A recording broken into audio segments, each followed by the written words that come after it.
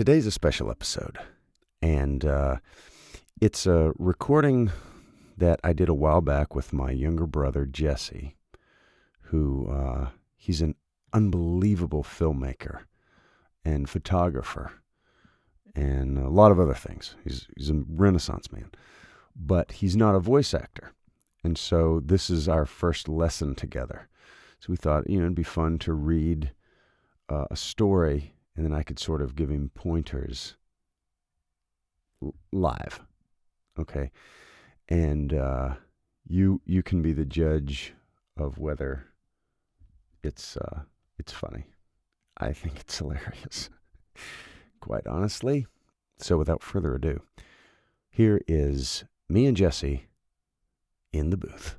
You're listening to The Cultured Bumpkin, a literature podcast with Jake Phillips, where we present audiobook quality readings of the classics for your enjoyment.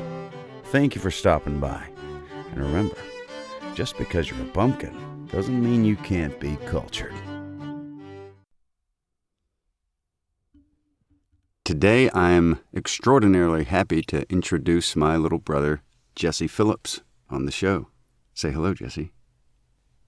Hello. That was Jesse. And we're packed into my little closet studio. And cheek to jowl, as they say. Cheek to jowl. Yes. And but anyway, we are going to read. Well, first, Jesse, tell us about yourself. About myself. Tell us about myself. Well, my name is Jesse R. Phillips. I was born at a very young age.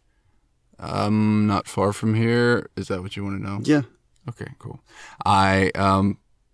Of course, everybody was born at a young age. I don't know why I felt the need to say that. Was that weird? Well, it was true. It is true. I was born at a young age. Anyway, I was married. I am married. I am still married. If my bride is listening to this, I'm still married to you. Yes, I'm married, have 3 beautiful children. I am a photographer, filmmaker, content creator. Also do social media marketing and a bunch of other things like that. I'm also the Marine Corps Reserve, just got back from Afghanistan, and now I am sitting in a closet with my brother, talking to millions and millions of people, and I'm a little nervous because I don't like reading in front of people, and now I'm going to read to the droves of the Culture Bumpkins fan base, and I don't know if I can handle it at this point in my life, but hey, you got to start somewhere. I'm going to be a famous actor one day. Why not start at the top? You know what I'm saying? I'm going to be so famous one day, but I have to start somewhere. At the top. You're starting at the top is what you're doing. I'm starting at the top. You got nowhere to go but down, so don't mess it up. Okay? Deep breath. All right. A Retrieved Reformation by O. Henry. So, Jesse, how are we doing this? I will attempt to read this, but it has big words in it, like escorted and pardon. And shoe shop. So I will try to narrate this bugger, and we will see. Let me narrate it. Let me read the narration portions of it. Okay. I don't know the lingo of voice acting and voiceovers like you do.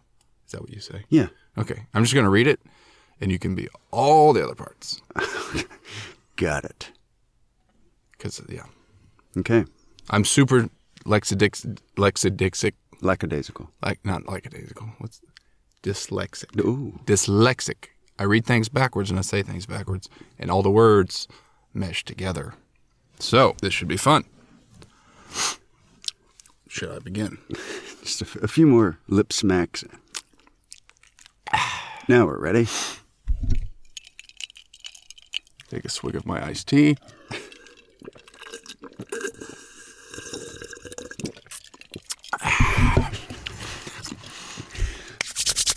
So nervous. All right. Hang on to your hats, folks. This is going to be a bumpy ride. So nervous. All right. A guard came to the prison shoe shop where Jimmy Valentine was assiduously assiduously, stitching uppers, escorted him to the front office. This is so rough already. Are you sure you want me on your show? Goodness gracious. Do I start over? You're going to bleep that out? What? I'll bleep it out if it's too bad. Okay, thank you. I would hate for the world to see me in this state. There the warden handed Jimmy his pardon, which had been signed that morning by the governor. Jimmy took it.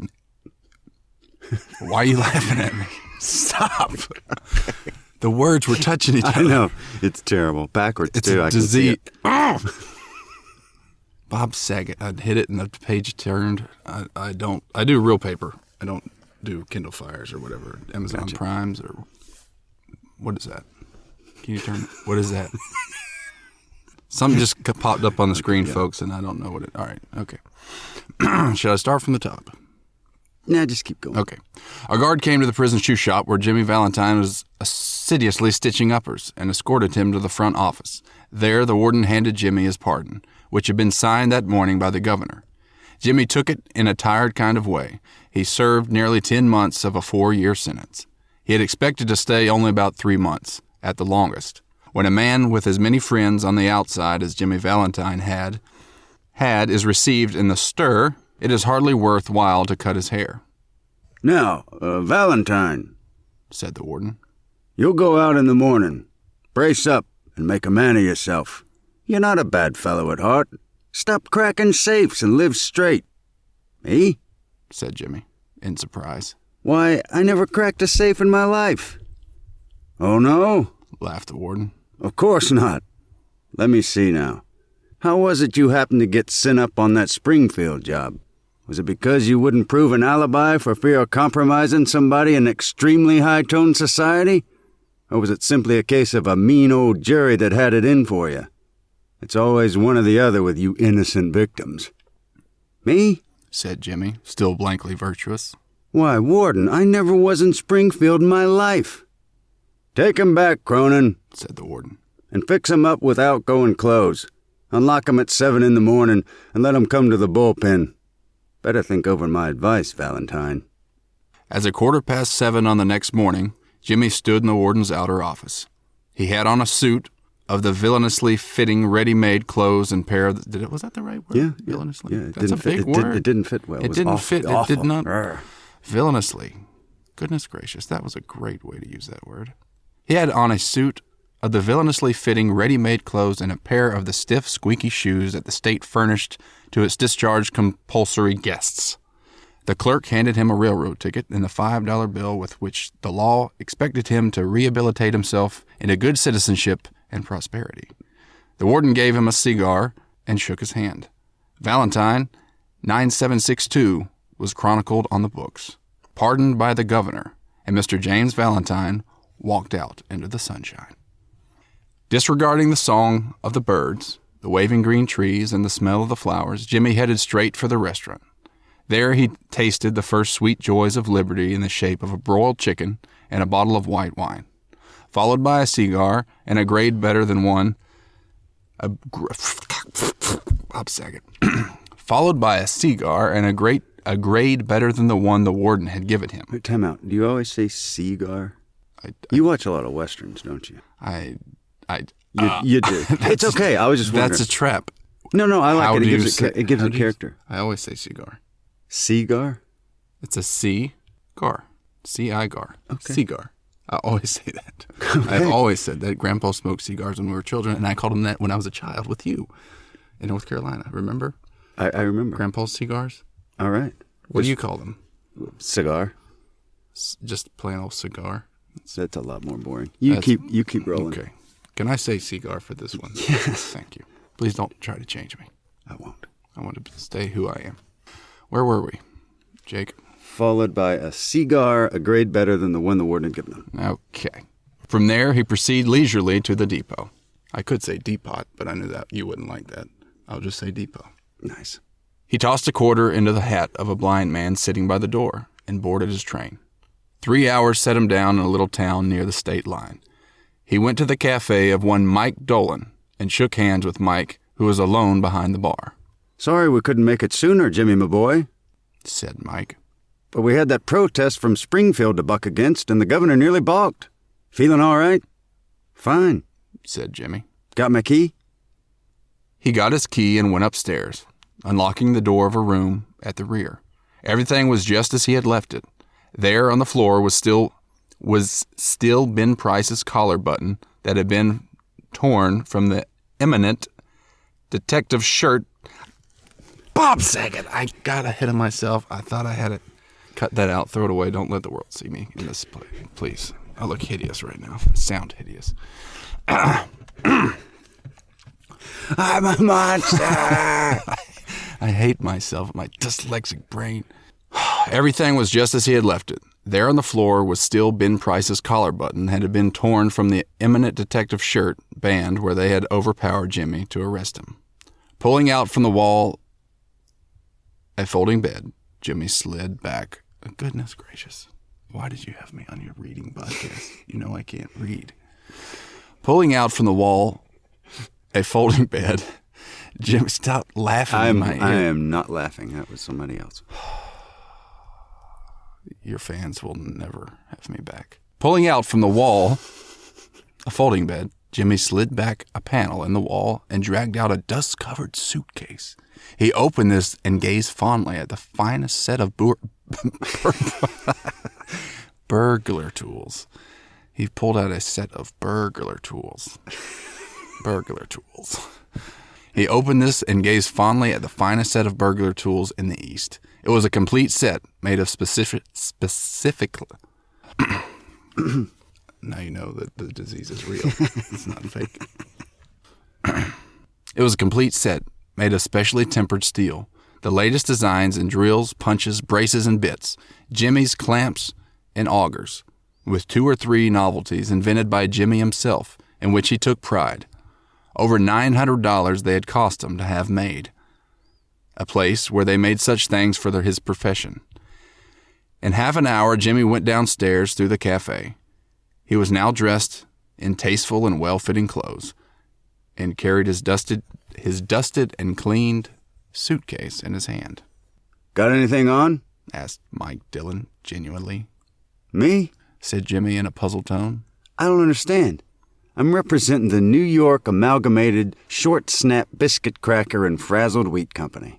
This statement delighted Mike to such an extent that Jimmy had to take a saucer milk on the... All right, cut. Bob Saget. Bob Saget. Insert Bob Saget. Cut. Rewind. Cut that out. I don't want the audience to see me in this state. This statement delighted Mike to such an extent that Jimmy had to... Can I take this time to just apologize to your millions of fans? Because I want to crawl under this booth. Okay. Oh, you're doing great. Okay, thanks. That's what I needed. It is so hot in here. Goodness. I told you, but you wanted to keep that giant hoodie on. Don't come whining to me, sport.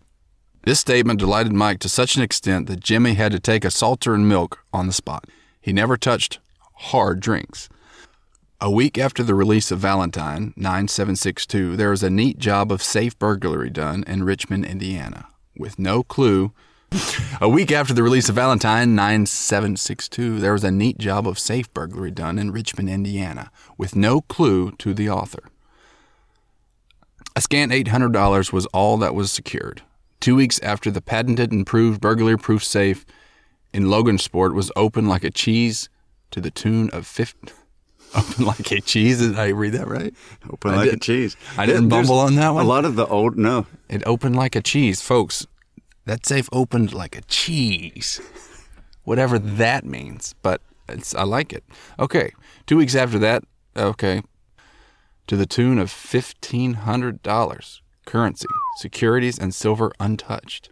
That began to interest the road catchers. Then an old-fashioned bank safe in Jefferson City became active, and throughout. I'm sorry. It was funny at first. It's not funny now. I'm ashamed. I'm mortified. If Mom heard this, the one that taught me to read, like, did she teach us? She tried. Bob Saget. That began to interest the road catchers. Then an old-fashioned bank safe in Jefferson City became active, and throughout of its crater erupted a bank of erupted of banknotes amounting to five. Why are you laughing? No, that's not what it's saying. It reminded me of a guy going through the thick jungle with a machete. I wish I was that cool right now, but I You're just like, well, how is it? But it said eruption, and you said erupted of banknotes. I can't read. Eruptions. Because you If I just keep going, nobody will notice. Sweat is pouring off of my body. My throat is parched. I can't read, and this is public humiliation. Why did you trap me? You pulled me into your closet to trap me. Oh my goodness. I'm sorry, folks. I am not usually this. 2 weeks after that patented and proved burglary-proof safe in Longsport was opened like a cheese to the tune of $1,500, currency, securities, and silver untouched. That began to interest the road catchers. Then an old-fashioned bank safe in Jefferson City became active and threw out of its crater an eruption of banknotes amounting to $5,000. The losses were... I got through that one. I got through it. It was ugly, but I got through it. The losses were now high enough to bring the matter up into Ben Price's class of work. By comparing notes, a remarkable similarity in the methods of burglary was noticed. Ben Price investigated the scenes of the robberies and was heard to remark, That's Dandy Jim Valentine's autograph. He's resumed business. Look at that combination knob. Jerked out as easy as pulling up a radish in wet weather. He's got the only clamps that can do it. And look how clean those tumblers were punched out. Jimmy never has to drill but one hole. Yes, I guess I want Mr. Valentine. He'll do his... He'll do his bit next time without any short time or clemency foolishness. Ben Price knew Jimmy's habits. He had learned them while working up the Springfield case. Long jumps, quick getaways, no Confederates, and a taste for good society. These ways had helped Mr. Valentine to become noted as a successful dodger of retribution. It was given out that Ben Price had taken up the trail of an elusive craftsman and other people with burglar-proof safe. I'm not a quitter. I'm a winner, so I will continue to read. This is your chosen reservoir. It was given out that Ben Price had taken up the trail of the elusive cracksman, and other people with burglar-proof safes felt more at ease. One afternoon, Jimmy Valentine and his suitcase climbed out of a mail hack in Elmore, a little town 5 miles off the railroad down in the blackjack country of Arkansas. Jimmy, looking like an athletic young senior just came from college, went down the board sidewalk toward the hotel. I hope Mama doesn't listen to this. A young lady crossed the street, passed him at the corner, and entered a door over which was the sign, the Elmore Bank. Jimmy Valentine looked into her eyes, forgot what he was, and became another man. She lowered her eyes and colored slightly. Young men of Jimmy's style and looks were scarce in Elmore. Jimmy collared a boy that was loafing on the steps of the bank, as if he were one of the stockholders. That's funny. That's funny. That's funny. Yeah, hey, we're laughing, and it's not at me. It's No, at the we're writer. laughing at the writing. That's a good. Good job, O. Good job, O. Henry. And began. Okay, Jim. Where should I start now? Because I laughed and it was funny. Jimmy collared a boy. Jimmy collared a boy. We'll hear the joke again. Jimmy collared a boy that was loafing on the steps of the bank as if he were one of the stockholders, and began to ask him questions about the town, feeding him dimes at intervals. By and by, the young lady came out, looking royally... This didn't fit right there. I thought that's what it said. Well, it's about to say what she's unconscious of, not that she's... This... Sounds like she's laying on the ground. I know, but that's because you can't see it. Looking royally unconscious of the young man with a suitcase, you know. Oh, okay. So but this right classic. here, all right, back to this is a hilarious sentence. As if he were one of the stockholders, and began to ask him questions about the town, feeding him dimes. And it was like every couple minutes. It's like, here's a dime. So the kid just keeps talking.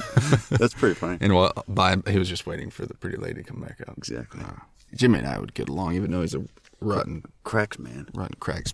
He's a cracks man. Or is he like Superman or You Robin can be Hood? cool and be evil. Is he like? I'm not saying he's a good guy. Okay, cool. By and by, the young lady came out, looking royally unconscious of the young man with a suitcase, and went her way.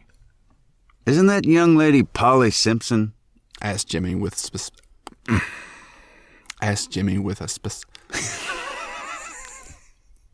I mean, he has a huge vocabulary. Don't worry about I know, and I don't have one at all. And it's really showing. Specious. The millions and millions of people that I'm talking to right now are laughing me to scorn. I will never hear the end of this. Everyone I know is listening to this. Everyone I love. Some people I hate. Right.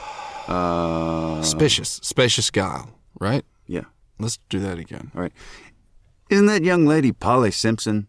Asked Jimmy with suspicious guile. No, Said the boy. she's Annabelle Adams. Her pa owns this bank. What'd you come to Elmore for?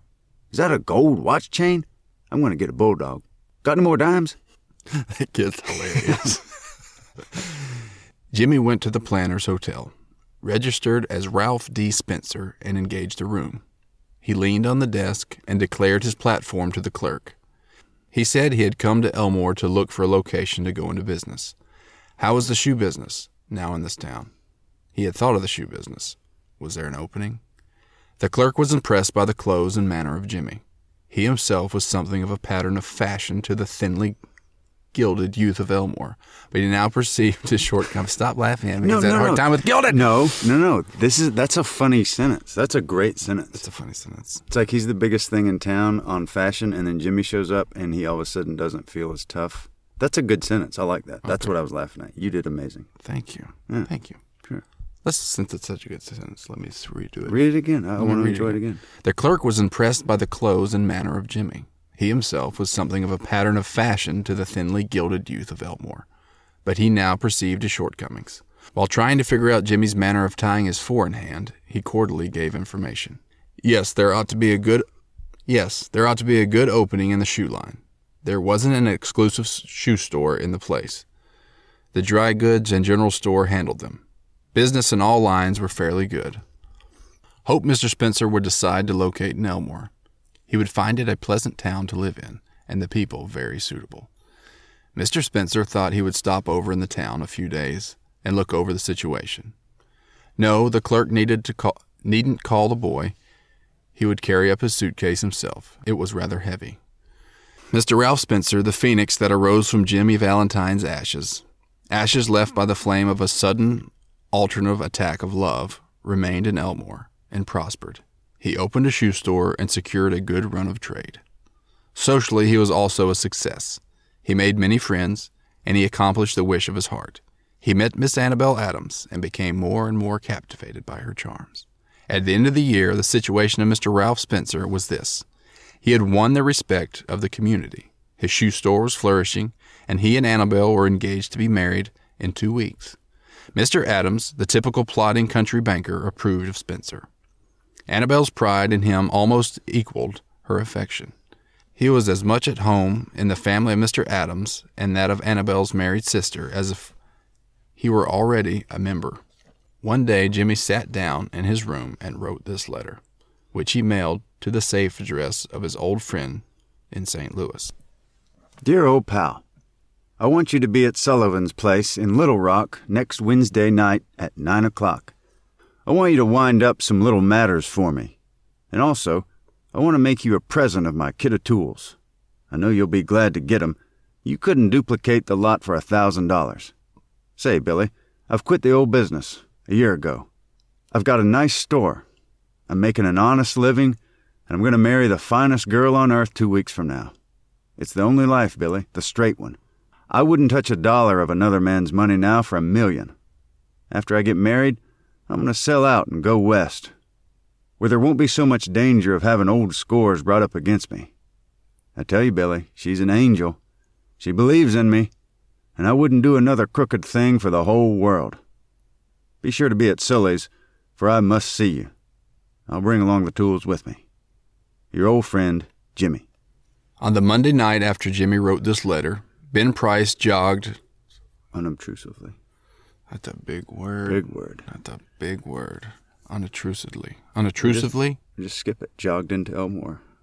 I can skip word. This isn't the Bible. I can skip words. You've already done it about 1,000 times. I didn't mean to on those other ones. Stop publicly humiliating me. Oh my gosh.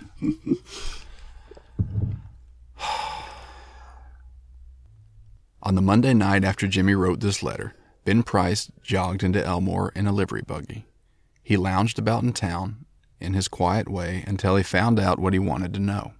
From the drugstore across the street from Spencer's shoe store, he got a good look at Ralph D. Spencer.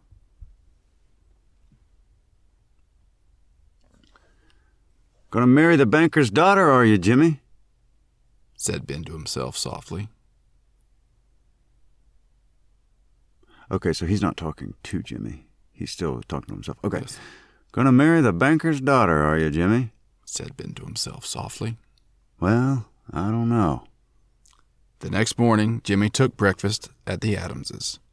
He was going to Little Rock that day to order his wedding suit and buy something nice for Annabelle. That would be the first time he had left town since he came to Elmore. He had been more than a year now since those last professional jobs he had thought he could safely venture out. After breakfast, a quiet family party went down together. Mr. Adams, Annabelle, Jimmy, and Annabelle's married sister with her 2 little girls, aged 5 and 9. They came by the hotel where Jimmy still boarded, and he ran up to his room and brought along his suitcase. Then they went on to the bank. There stood Jimmy's horse and buggy and Ralph Gibson. There stood Jimmy's horse and buggy and Dolph Gibson, who was going to drive him over to the railroad station. All went inside the high-carved oak railings into the banking room, Jimmy included, for Mr. Adams' future son-in-law was welcome anywhere. The clerks were pleased to be greeted by the good-looking, agreeable young man who was going to marry Miss Annabelle. Jimmy set his suitcase down. Annabelle, whose heart was bubbling with happiness and lively youth, put on Jimmy's hat and picked up the suitcase. "Wouldn't I make a nice drummer?" said Annabelle. "My, Ralph, how heavy it is. Feels like it was full of gold bricks. Lots of nickel-plated shoehorns in there," said Jimmy coolly. "that I'm going to return. Thought I'd save express charges by taking them up. I'm getting awfully economical." The Elmore Bank had just put in a new safe and vault. Mr. Adams was very proud of it and insisted on an inspection by everyone. The vault was a small one, but it had a new patented door. It fastened with 3 solid steel bolts, thrown simultaneously with a single handle, and had a time lock. Mr. Adams beamingly explained its workings to Mr. Spencer, who showed a courteous but not too intelligent interest. It's a funny word to get tripped on. Intelligent. I really want the people to know that I love this story. And my bumbling and fumbling and being a weirdo about reading this has nothing to do with how much I like or dislike the story. You've always been a big fan of O. Henry. Always been a big fan. Mr. Adams beamingly explained its workings to Mr. Spencer, who showed a courteous but not too intelligent interest. The 2 children, May and Agatha, were delighted by the shining metal and funny clock and knobs. While they were thus engaged, Ben Price sauntered is a great word. It is. While they were thus engaged, Ben Price sauntered in and leaned on his elbow, looking casually inside between the railings. He told the teller that he didn't want anything. He was just waiting for a man he knew. Suddenly there was a scream or two from the women and a commotion, unperceived by the elders.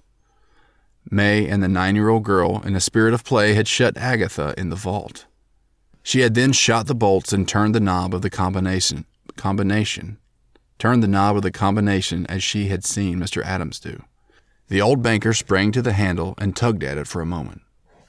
"The door can't be opened," he groaned. "The clock hadn't been wound, nor has the combination been set." Agatha's mother screamed again, hysterically. "Hush," said Mr. Adams, raising his tremble hand. "All be quiet for a moment. Agatha!" he called out as loudly as he could. "Listen to me." During the following silence, they could just hear the faint sound of a child wildly shrieking in the dark, in a vault in panic of terror. "My precious darling!" wailed the mother. "She will die of fright. Open the door. Oh, break it open. Can't you do something?" "There isn't a man nearer than Little Rock who can open that door," said Mr. Adams in a shaky voice. "My God! Spencer, what shall we do? That child, she can't stand it in there long. There isn't enough air, and besides she'll go into convulsions from fright." Agatha's mother, frantic now, beat the door of the vault with her hands. Somebody wildly suggested dynamite. That's funny. Let's not blow the little creature bits inside there. Agatha's mother, frantic now, beat the door of the vault with her hands. Somebody wildly suggested dynamite. Annabelle turned to Jimmy, her large eyes full of anguish, but not yet despairing. To a woman, nothing seems quite impossible to the powers of the man she worships. "Can't you do something, Ralph? Try, won't you?" He looked at her with a queer, soft smile on his lips and his keen eyes. "Annabelle," he said, "give me that rose you're wearing, will you?" Hardly believing that she had heard him aright, she unpinned the bud from the bosom of her dress and placed it in his hand. Jimmy stuffed it into his vest pocket, threw off his coat, and pulled up his shirt sleeves.